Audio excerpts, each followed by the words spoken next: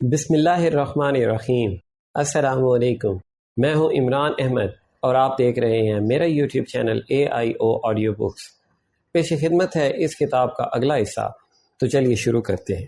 اور اسی تدریجی اضافہ کی نسبتوں کے ساتھ سلطنتوں کے پرجلال پرشوکت جلو، بادشاہوں کی شاہانہ اور کڑے پہرے، علماء کی سخت ترین ماہرانہ چوکسی، فقراء و صوفیاء کی باوقار پر عظمت نگرانی، اور امت مرحومہ اسلامیہ کی فطری بیدار دماغی طبعی ذکاوت حسی کے حصار میں صدیوں اور سالوں کا کیا ذکر ہے۔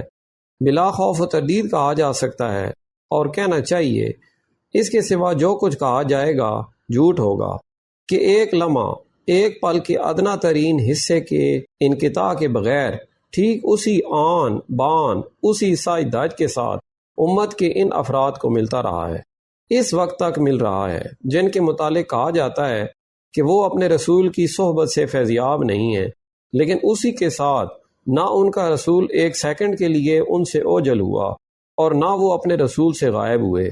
سعادت صحبت سے بہرہ مند اگر کہہ سکتے تھے، اور ان کو کہنے کا حق تھا کہ وہ اپنی نمازوں میں وہی پڑھتے ہیں جو ان کا رسول پڑھتا تھا صلی اللہ علیہ وآلہ وسلم۔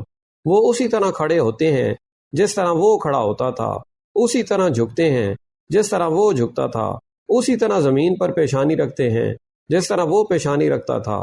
تو قسم ہے اس ذات کی جس کے ہاتھ میں میری جان ہے، کہ جن کو یہ سعادت نصیب نہیں ہوئی، ہر قرن، ہر صدی، بلکہ اس وقت بھی جہاں کہیں بھی قسم کھا کر کہہ سکتے ہیں کہ وہ بھی وہی پڑھتے ہیں جو ان کا رسول پڑھتا تھا، اسی طرح کھڑے ہوتے ہیں جس طرح وہ کھڑا ہوتا تھا، اسی طرح جھکتے ہیں جس طرح وہ جھکتا تھا، اسی طرح زمین پر پیشانی رکھتے ہیں جس طرح وہ رکھتا تھا۔ سبوں نے تو خدا کی تصویر کھینچی، لیکن ایسا کون ہے جس کی بندگی کی تشکیل اس طرح کی گئی؟ ہو بہو من و ان، جیسا کہ وہ تھا وہ متشکل کیا جا رہا ہے، اور اس کامل یقین کے ساتھ کیا جا رہا ہے کہ اس کے ساتھ قطعاً وہ واقعات پیش نہیں آئے جو پہلوں کے ساتھ پیش آئے۔ ہاں، جس طرح پہلوں کی کتب چھینی گئیں، ان کو ان کے رسولوں اوتاروں سے جدا کیا گیا، کیا کوئی دکھا سکتا ہے؟ ان کے ساتھ بھی سال 2 سال کے لیے نہیں، روز 2 روز، گھنٹے 2 گھنٹے، بلکہ سیکنڈ 2 سیکنڈ کے لیے کبھی لا فعلہ اللہ ایسا واقعہ پیش آیا؟ اور جس نے دنیا کے کسی گوشے میں کبھی ایسا ارادہ کیا، کیا مسلسل نہیں دیکھا گیا؟ جس نے چھیننا چاہا وہی چھینا گیا، جس نے جدا کرنے کا خیال کیا وہی جدا کیا گیا۔ یہی ہوتا رہا ہے، یہی ہوتا رہے گا۔ جس پر یہ گریں گے وہ بھی ٹوٹے گا، جو ان پر گرے گا وہ بھی چکنا چور ہوگا۔ پھٹے ہوئے نہیں بلکہ تاریخ کے کھلے ہوئے مسلسل اوراق میں یہی لکھا ہوا ہے، یہی لکھا جائے گا۔ بہرحال یہ سلسلہ یوں ہی جاری رہا، بالآخر تاریخ کے اس عجوبہ تراز عہد میں نسل انسانی داخل ہو گئی، جس میں ہر بعید و قریب، ہر دور و نزدیک، بلکہ ہر شاہد، ہر غائب حاضر ہو گیا۔ مکانی فاصلے حذف ہو گئے، اور وہی دنیا جو کبھی متعدد دنیا سمجھی جاتی تھی، ایک دنیا، بلکہ اگر کہو تو کہہ سکتے ہو کہ ایک بستی ہو گئی۔ زمانی مسافتیں کم ہو گئیں، بلکہ شاید زمانہ کی 3 قسموں اور 3 حصوں میں سے ایک حصہ ماضی کا تقریباً قابل ذکر نہیں رہا، کہ اب جو گزرتا ہے اب نہیں گزرتا ہے، اور جو غائب ہوتا ہے حاضر رہتا ہے۔ وہی نہیں جنہیں دنیا میں کچھ اہمیت حاصل ہے، بلکہ دنیا کی ادنا پیداوار جو کبھی پیدا ہونے کے ساتھ ہی مٹ جاتی تھی، وہ بھی اب انمٹ ہو گئی۔ قدرت نے اپنی پوشیدہ طاقتوں کا خزانہ برقے تار، برقے لاسلکی، فون وغیرہ کی شکلوں میں فیاضی کے ساتھ وقف عام فرمایا ہے۔ آخر آج کون گن سکتا ہے ان ذرائع اور وسائل کو جن کے ذریعے سے دنیا کے حوادثات و واقعات، تحریریں، تقریریں محفوظ ہو رہی ہیں۔ بزم و بازار میں آج یہ چیزیں ماری ماری پھرتی ہیں اور ہر اعلیٰ و ادنا کو میسر ہیں۔ آج کوئی امانت کی اندر صبا اور شرر کے ناول کو مٹا نہیں سکتا۔ پھر یہ اندیشہ اب کون کر سکتا ہے کہ تجربات کے ان ذخیروں کو اب کوئی حادثہ فنا کر سکتا ہے؟ ان ساز و سامان کے بعد کس قدر عجیب ہے اگر کہا جائے کہ جو رسول صلی اللہ علیہ وآلہ وسلم عرب میں پیدا ہوئے تھے، وہ عرب میں ہی پیدا ہوئے تھے، اور جس کی ولادت 6 صدی ہجری میں ہوئی تھی وہ 6 صدی میں ہی ہوئی تھی۔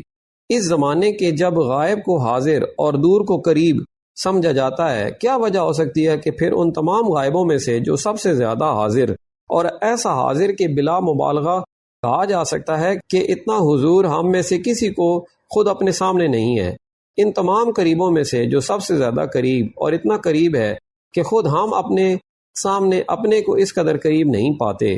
آخر ہم میں کون ہے جس کے دماغ میں اپنی پیدائش، طفولیت، شباب، کہولت، خلوت، جلوت کے تمام واقعات اور اس کے تمام پہلو اتنی صفائی کے ساتھ موجود ہوں جتنی تابناکی کے ساتھ دنیا اس شخص کے متعلق جانتی ہے، جو اگرچہ آج سے صدیوں پہلے عرب میں ظاہر ہوا، لیکن جس کے ظہور کی شدت ہر پچھلی صدی میں پہلے سے زیادہ محسوس کی جا رہی ہے، اور انشاءاللہ ہمیشہ اسی طرح بڑھتی ہوئی استعدادی کیفیت کے ساتھ محسوس کی جائے گی کہ قدرت نے اب جن سامانوں کو پیدا کیا ہے ان کا یہ لازمی نتیجہ ہے۔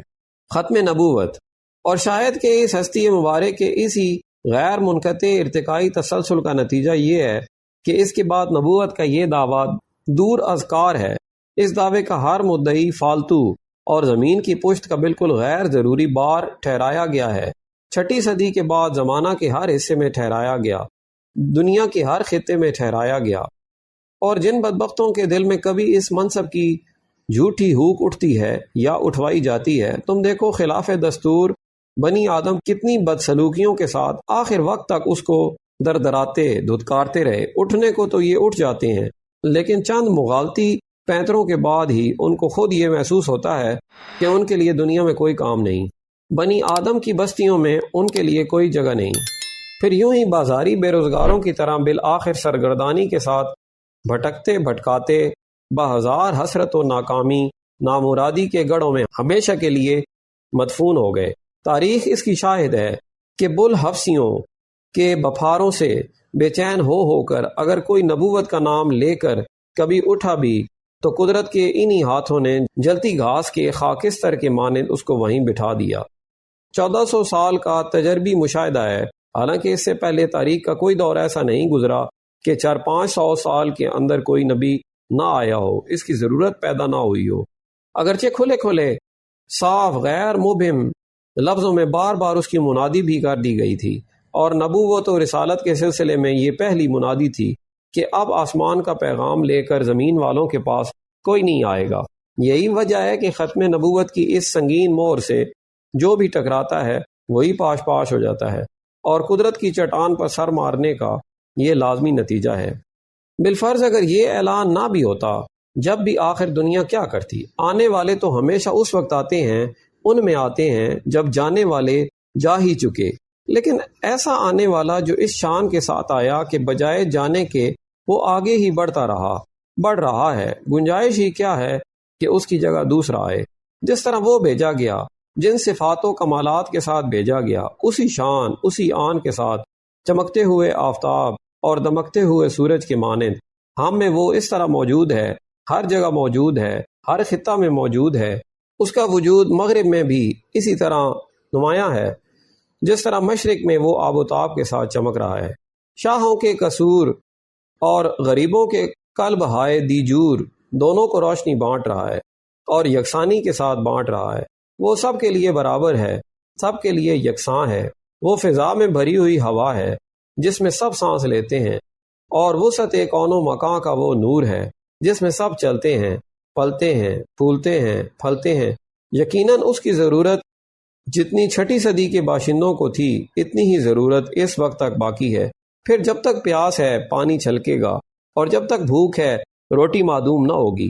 آخر اس وقت کیا تھا جو اب نہیں ہے؟ یہ سچ ہے کہ دنیا اپنے خالق سے ٹوٹ کر اس زمانے میں مخلوقات کے اندر غرق تھی، لیکن کیا آدم کی اولاد تباہی کے اس گرداب سے نجات پا چکی؟ بلا شبہ جنہیں اس کی برکت میسر آئی ہے ان میں اکثروں کا، ان کا جو مرتد یا منافق نہیں ہے، ان کا بیڑا خطرہ سے انشاءاللہ نکل چکا ہے۔ لیکن کون کہتا ہے کہ سب کا نکل چکا ہے؟ پھڑپھڑا رہے ہیں۔ ہندوستان کے ایک قطعی اراضی میں اتنے پھڑپھڑا رہے ہیں کہ ان کا شمار 100 و 1000 نہیں بلکہ کروڑوں سے کیا جاتا ہے، اور یہ تو صرف ہندوستان کا حال ہے۔ اس ملک سے باہر بھی کیا کام پورا ہو گیا ہے؟ آباد جزیروں کے اس جنگل میں جہاں آفتاب نکلتا ہے اور مشرق کا وہ گنجان خطہ جہاں بنی نوع انسان کی سب سے بڑی آبادی ہے، کیا جاپان اور چین کے ان باشندوں کی اپنے مالک سے صلح ہو چکی ہے؟ یقیناً ایک گروہ وہاں بھی ایسا پیدا ہو چکا ہے جس نے مخلوقات کی بندگی کا جوا گردنوں سے پھینک کر حقیقی اور سچی زندگی حاصل کی ہے، لیکن کون نہیں جانتا کہ ان ممالک کی اکثریت ابھی اسی طرح اپنے مالک سے روٹھی ہوئی ہے جس طرح اس کے آباء و اجداد روٹھے ہوئے ہیں۔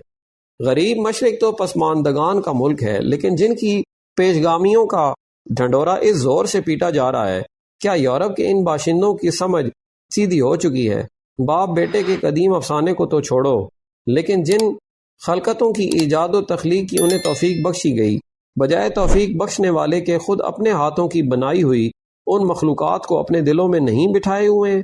یقیناً ان کے قلوب ان کی جدید مخلوقات کی انتہائی عظمت سے اسی طرح لبریز ہیں جس طرح ان کے بزرگوں کے دل پرانی مخلوقات کے احترام سے معمور تھے۔ پہلوں کی عقل کو سورج کی شعاؤں، آگ کے شعلوں نے خیرہ کیا تھا، تو کیا پچھلوں کے سینوں میں برق کی قوتوں، اسٹیم کی طاقتوں، پیٹرول کی توانائیوں نے چکا چوند نہیں لگائی ہے؟ بزرگوں کے کارناموں، سورماؤں کی اولو العزمیوں نے اگر پہلوں کو ان بزرگوں کے پتھر کی کھودی ہوئی مورتیوں کے آگے جھکایا تھا، تو پچھلوں کے لیڈروں، زعیموں، قائدوں کے کاموں نے ان کے اسٹیجوں اور فوٹوں کے ساتھ ان کی ساری قومی عظمت و فلاح کو وابستہ نہیں کیا ہے؟ پرانوں کے دیوتاؤں کی گنتیوں کو سن سن کر تم کہہ کے لگاتے ہو، ہنستے ہو جب سنایا جاتا ہے کہ احمق ہندوستان خالق سے ٹوٹ کر 40 کروڑ دیوتاؤں اور معبودوں کے ساتھ جکڑا ہوا تھا، مگر کوئی ہوتا جو ان نت نئے دیوتاؤں کی فہرست بناتا جن کے ساتھ فرزانہ و دانا یورپ کی روح اسی طرح خالق سے بیگانہ ہو کر ڈوبی ہوئی ہے۔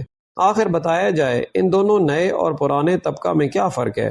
خالق سے یہ بھی دور وہ بھی دور، مخلوقات کے بوجھ سے یہ بھی چور وہ بھی چور۔ کچھ فرق اگر ہے تو صرف اس قدر ہے کہ پرانوں کے معبود بھی پرانے تھے اور نیوں کے معبود بھی نئے ہیں۔ پرانوں کو پرانے معبودوں میں عجائب و غرائب اور نت نئے فوائد نظر آئے تھے، اور نیوں کو نئی مخلوقات میں عجائب و غرائب اور نت نئے فوائد نظر آ رہے ہیں۔ مظاہر احترام اور تعظیم کے بیرونی قالبوں کی خصوصیتوں سے اگر قطع نظر کر لیا جائے تو ناپ لیا جا سکتا ہے۔ اگر قلبی احساسات اور ذہنی کیفیات کے ناپنے کا کوئی آلہ ہوتا کہ پرانوں کے دلوں میں پرانے معبودوں کے متعلق جو کچھ تھا، نیوں کے قلوب میں نئے معبودوں کے متعلق وہی کچھ، بلکہ شاید اس سے زیادہ ہو۔